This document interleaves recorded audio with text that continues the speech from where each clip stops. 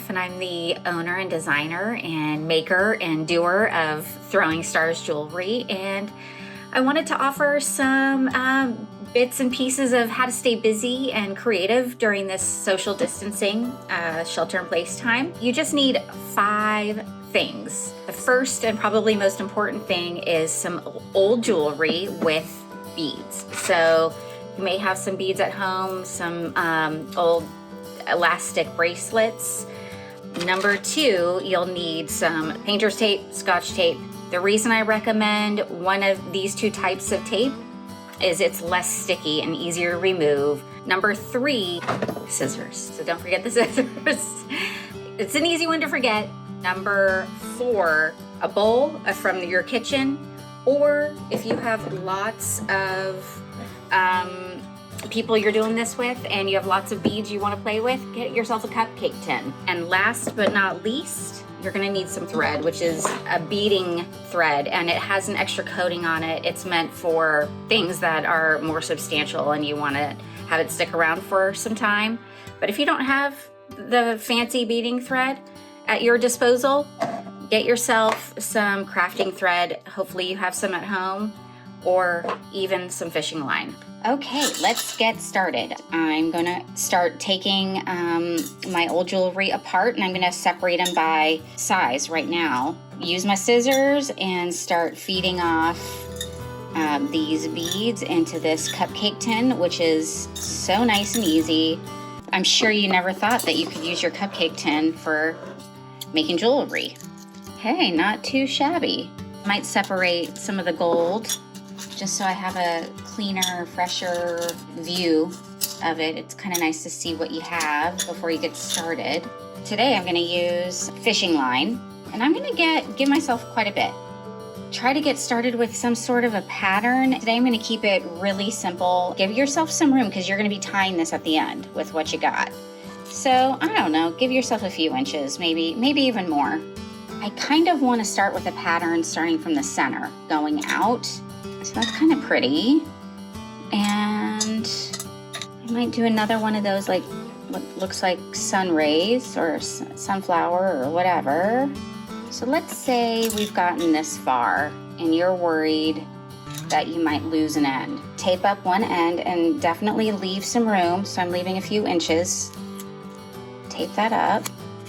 But now that I have kind of a nice center pattern, I'm gonna just start using more of these grayish beads. One thing to keep track of is to know that you don't want to use them all on one side and then realize that you've used them all up. Kind of keep that in mind. I kind of like the simplicity of that. I'm going to start adding in these little baby beads.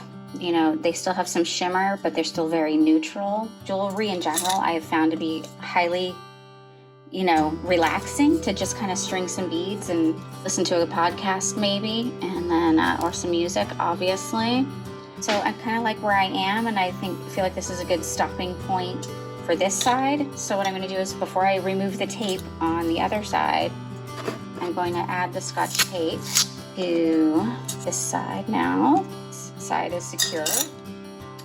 These ones, and I'm not going to count them not necessarily, but what I'm going to do is just string on a bunch of them, and then because some of these are different sizes, some are they're imperfectly cut in the cylinder shape. It doesn't need to be a completely finished necklace. You can use the thread as part of the design. This is about 5 inches that I've done so far. So what I'm going to do, get some more tape. One tape on one side. That way I'm not going to lose my beads. It is crazy frustrating when you lose your beads when you've been working. Now I'm going to do the same thing on the other side, and I'll tell you why. I'm going to kind of match that up right here. Okay, so both are secure. You're not going to lose anything. Put a knot as close to my tape as I can. And I'm just going to do, or like a little, there's probably a fancy name for this knot.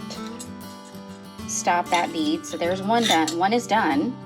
I remove the tape. You can keep your tape on. I just found that it was more in my way, but not to worry. I'm just threading this guy through. Move along as close to those beads as possible. But again, we're not going for perfect. We're just going for fun. And look, it worked. Voila. I have plenty of thread left. So the reason why I did that is I wanted enough thread to be able to tie it in a bow. And if this is too hard to do on your own, I mean, I'm having a little bit of difficulty, and you're in a home with somebody else who is willing to help you out, I mean, that's what we're all doing, right? We're helping each other out. But phone a friend, or not really. Get a friend in the house, your spouse, your friend, your kids, and there you have it. Enjoy your new jewelry.